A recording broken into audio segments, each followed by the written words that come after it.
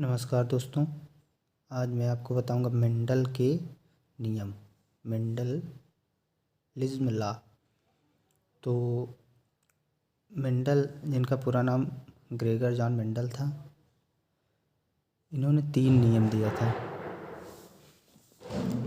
पहला नियम प्रभाविता का नियम, दूसरा युग्मकों की शुद्धता का नियम या इसे पृथक्करण का नियम भी कहते हैं, और तीसरा स्वतंत्र अपव्यूहन का नियम। ठीक है। तो पहला नियम देखते हैं, आप इसको स्क्रीनशॉट लेकर भी पढ़ सकते हैं। तो पहला नियम इनका जो था प्रभाविता का नियम, जो एक संकरण पर आधारित है। मैं एक संकरण और 2 संकरण पर भी वीडियो बना दूंगा, आप लोग इस चैनल को ज़रूर सब्सक्राइब करें। जब प्रभावी लक्षण का जीन तथा अप्रभावी लक्षण का जीन दोनों साथ में उपस्थित हो तो केवल प्रभावी जीन ही उत्पन्न होता है। अप्रभावी जीन क्या होता है?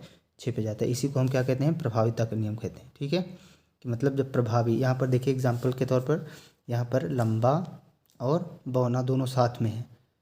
लंबा और बौना दोनों साथ में, इन्होंने क्या कराया? लंबा और बौना के मध्य जब संकरण कराया तो F1 पीढ़ी में क्या हुआ? लंबा पौधा उत्पन्न हुआ। ये क्या है? लंबा।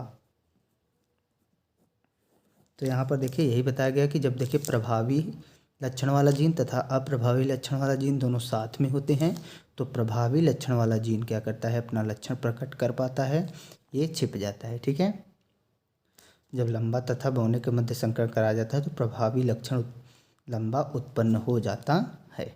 ठीक है, इसी से संबंधित एक और एलील किसे कहते हैं? तो एक ही जीन के 2 वैकल्पिक रूप को एलील कहते हैं। ठीक है, एक ही जीन के 2 वैकल्पिक रूप। देखिए एक ही जीन, एक क्या है? लंबाई है ना, एक जीन है, इसके 2 वैकल्पिक रूप हैं, एक लंबा एक बौना। ठीक है, लंबाई के 2 जीन हैं, एक लंबा है एक बौना, इसी को क्या कहते हैं? एलील कहते हैं। क्या कहते हैं? एलील।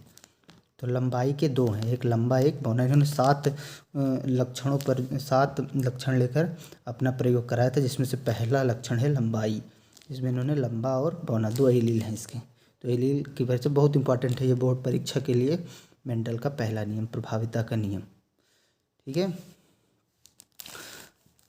चलिए अब देखिए दूसरा नियम, सेकंड नियम इनका क्या है? पृथक्करण का नियम। ये नियम क्या होता है? तो इस नियम की परिभाषा है, जब 2 विपरीत लक्षणों के मध्य संकरण कराया जाता है, जब 2 विपरीत लक्षणों के मध्य संकरण कराया जाता है तो युग्मक बनते समय युग्मकों का पृथक्करण आधा आधा होता है। ठीक है, मतलब देखिए यहाँ पर लंबा है लक्षण, यहाँ बौना है। ठीक है, तो जब युग्मक, देखिए इससे युग्मक बन रहा है, ये लंबा है, इससे युग्मक बनेगा तो ये क्या हो जाते हैं? आधे आधे मट गए ना। यहाँ पर भी देखिए आधे आधे हो जाते हैं। यही पृथक्करण का नियम है कि जब 2 विपरीत लक्षणों के मध्य, इनके मध्य जब आप संकरण कराएंगे लंबा और बौना के मध्य, तो लंबा का जीन जो होगा वो भी आधा हो जाएगा और बौना का भी आधा हो जाता है। ठीक है, आधा आधा हो जाता है, पृथक हो जाता है। इसी को हम क्या कहते हैं? पृथक्करण का नियम। ठीक है, कारक युग्मक बनते समय आधे आधे पृथक होकर युग्मक में चला जाता है। तो देखिए कारक है, युग्मक बनते समय ये आधा आधा 50% ये क्या हुआ? चला गया। इस प्रकार से इसमें भी इस प्रकार से। तो 2 विपरीत लक्षणों के मध्य हमने क्या कराया? संकरण कराया है, तो इसमें क्या हुआ है? आधा आधा लक्षण चला गया है। इसी को हम क्या कहते हैं? पृथक्करण का नियम। ठीक है, अब देखिए अगला नियम जो इनका तीसरा नियम है वो है स्वतंत्र अपव्यूहन का नियम। स्वतंत्र अपव्यूहन का नियम क्या होता है? जब 2 विपरीत लक्षणों के मध्य अर्थात द्विसंकर संकरण, ये द्विसंकर संकरण पर आधारित है। जब 2 विपरीत लक्षणों के मध्य द्विसंकर संकरण कराया जाता है तो दोनों लक्षणों के जीन युग्मक में स्वतंत्र रूप से जाते हैं और अपना लक्षण प्रदर्शित करता है, और एक लक्षण दूसरे लक्षण को प्रभावित नहीं करता। यहाँ पर देखिए कराया गया है,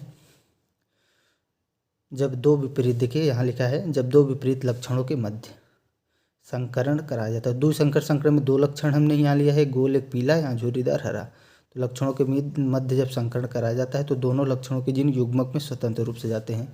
तो देखिए यहाँ पर स्वतंत्र रूप से आए हैं,